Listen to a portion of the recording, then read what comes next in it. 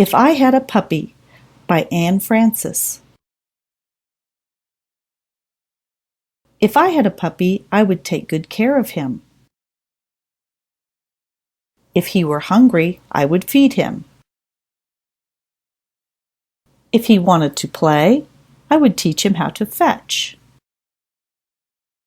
If he were sick, I would take him to the veterinarian.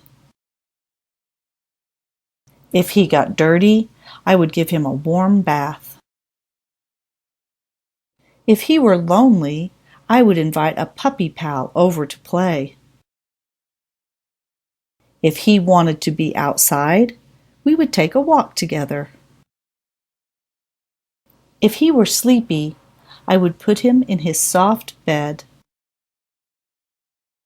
If I had a puppy, we would be best friends.